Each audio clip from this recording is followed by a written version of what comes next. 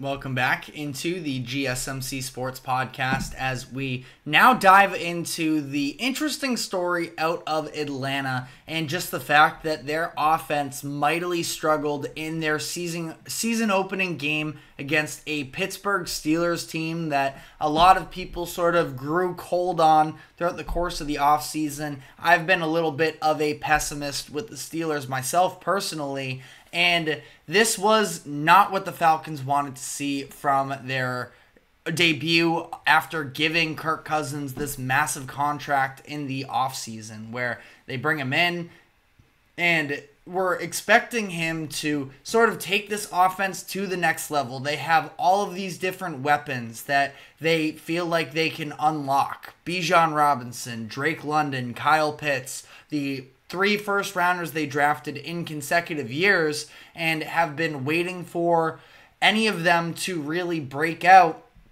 That wasn't so much the case during this game for the Falcons, and that was for a couple reasons. Now, we'll start with Kirk Cousins here because that is the main story. 16 of 26, 155 passing yards, 1 touchdown, 2 interceptions. And I will have some leeway with Kirk Cousins, where I have never really been a Cousins believer. I thought that this was a risky move for the Falcons to sign him to that big of a contract during the offseason. But that being said, coming off of a year when your quarterbacks are Taylor Heineke and Desmond Ridder, anything's an upgrade, and I can understand getting desperate maybe a little bit. But This was not a good game, and Kirk Cousins, to his defense, was under pressure for a lot of that game. That Steelers defense, even if you're not a believer in a lot of their offensive foundation, that is a defense that can play. TJ Watt was an absolute monster in this game for them, causing havoc, and on that note as well, forced an extra fumble against Kirk Cousins. Kirk Cousins fumbled 2 times, both of which were overturned by penalties that were called as well. So things could have even been worse for Kirk Cousins in this debut. But he was under duress for a lot of the game. So I will give him at least that statement of, I understand that was not an easy situation to walk into. The decision making, though, coming off of that as well, was a bit concerning because on both of the plays, they were almost a little bit similar in the fact that on the first play, he was under pressure and he throws into the middle of the field with double coverage. And, being hit as he throws a little bit, Larry Ogunjobi was in his face.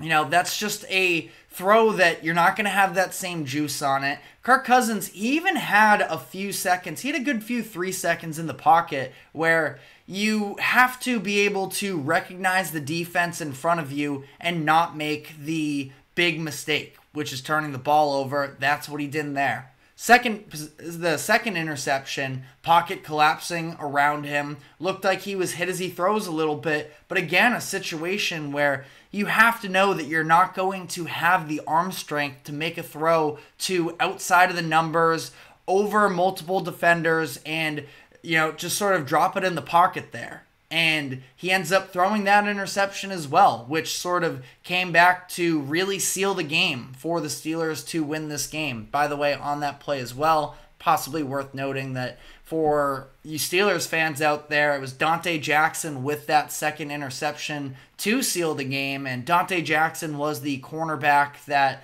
the Steelers acquired in the Deontay Johnson trade with the Panthers during the offseason. So looks like that may already be paying dividends for the Steelers as they continue to ramp up with this defense. But back to Kirk Cousins, I just thought that the decision-making was not good enough for, the level of veteran experience. Like I mentioned, could have had a couple turnovers in that mess as well. Though, the one thing that I will say is it is his first game of playing football after missing about 11 months. It definitely looked that way as well. And that excuse can only go on for so long. We've seen Kirk Cousins get off to sluggish starts in the past. I would even go to last year as well, before the Vikings started building up some momentum. Kirk Cousins wasn't great in those first couple games, as well as they lost their first few games of the season. So I'm not entirely out on it, but that being said, one of the biggest things we talked about during this past offseason is Falcons fans are now hoping for Kirk Cousins to be the answer that can lead them to some playoff wins. And I mean, some people put them in Super Bowl contention. I myself was never really that on board with the Falcons, but I thought they could absolutely take a step in the right direction. And that's still very much on the table. But this is a fan base that has now seen their franchise invest into a quarterback that they're not very familiar with, and then also draft another quarterback with the 8th overall pick. So they're not exactly going to have a ton of patience, I feel like, for Kirk Cousins and be overly welcoming if this contract looks like a disaster to start. And I'm not saying it's a disaster after one game. That would be irresponsible. But the clock, I do feel like, is ticking a little bit. And that's unfair to Kirk Cousins 100%. But it's also just kind of the reality of the situation the Falcons put themselves into here with this decision that Michael Penix is probably the more exciting player to be a fan of for a casual fan. And I like Michael Penix too. Do I know if he's going to be a great NFL player? No. But that unknown is almost just as exciting as anything else. And, just thinking about what the upside could be. I'm sure every Falcons fan by this point has watched Penix's fourth quarter heroics in the playoff game that he played against Texas last year. So it's something to take into consideration. And I think it's unfair to Kirk Cousins, and I would give him a few weeks here for whatever it's worth. He had moments that looked all right. And the Falcons offense in general, I thought that they ran the ball overall pretty good. The issue is there's still a lack of explosion with this offense, and that's something that new offensive coordinator Zach Robinson, I'm sure, is going to be looking to add. Bijan Robinson in this game, 18 carries, 68 yards. It was overall productive. It wasn't great, though. And I did think that they got a good push up front. I thought that some of the innovation with it as well, for whatever it's worth. There was the 4th and short situation for the Falcons in the second half where it looked like Kirk Cousins was just going to take it himself up the middle, but they ended up splitting Bijan Robinson out on the right, motioning him across the formation and giving him a jet sweep. Great blocking up front once again to be able to pick that one up. So that was cool. The play innovation of the flood concept in the red zone that ended up sort of just leaving Kyle Pitts stranded wide open by himself for Kirk's touchdown pass. Pretty good play there as well. So I think that this is definitely a work in progress and not something that I'm going to entirely abandon week one, because if I'm not mistaken as well, Zach Robinson, he's obviously coached for a number of years now, but I believe this is his first official offensive coordinator job as well. So there's a lot of new pieces here in Atlanta, and I do think that that is a very talented Steelers defense that they were facing as well, that there is definitely room for growth from here, I should say. But again, just the lack of explosiveness is really something that concerned me. I don't think the Steelers' offense is particularly explosive, generally speaking, and yet we saw Najee Harris rip off a 20-yard run. We saw George Pickens on a few instances have some big pickups. I thought that, by the way, we'll probably get a little bit more into the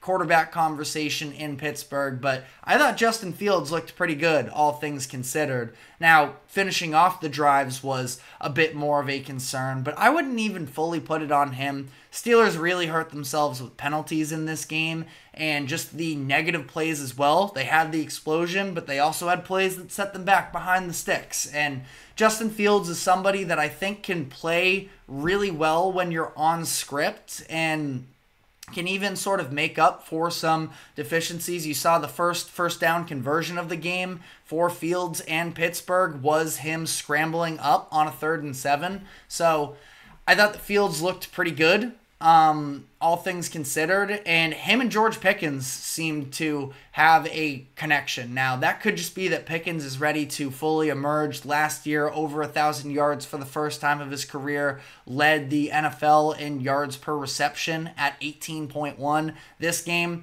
pretty good overall, 6 catches on 7 targets, 85 yards, and again, had a couple of those explosive plays down the field that definitely made Steelers fans excited. I think 2 of them counted, and then there was another one that was a big-time pickup that ended up getting called back because of a penalty, but I ultimately think that this was just for the Falcons, just sort of to circle back around, they're going to need to find sort of that game-breaking play. They're going to have to find a way to protect Kirk Cousins a little bit more and be able to open up those deep shots as well, because he just never had the time even in this offense. And I'm sure that part of the Steelers' game plan as well was knowing Kirk Cousins hasn't played football in just about 11 months. We're going to bring the heat, and we're going to sort of test out that mobility. Didn't give you much. He did on the touchdown throw to Pitts. He was sort of pulled back outside, rolled out to the left a little bit before making that throw. So I was like, okay, Kirk.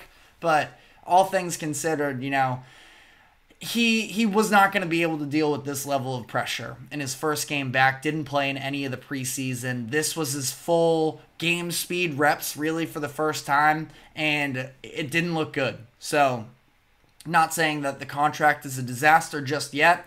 I wouldn't feel great about it if I were a Falcons fan, though. But we'll have to see, because Kirk Cousins, he's never just been a straightforward quarterback. You 100% know what you're getting. You do a little bit, but there are a lot of highs and lows that come with Kirk. So we'll see if the Falcons can ultimately bounce back after this game. They have a game on the road against the Eagles this upcoming week. Not super ideal for them. Have an extra day of rest, I suppose. This is a Monday night game, but tough defense in Philly as well. And really, overall, the schedule isn't super favorable to begin the year for the Falcons, because you have the Chiefs after that, another pretty tough defense in the Saints after that. So again, we'll see sort of how long this takes to see Kirk Cousins get acclimated, and if he doesn't, how quickly do these Michael Penix rumblings, when do they start to come into factor? But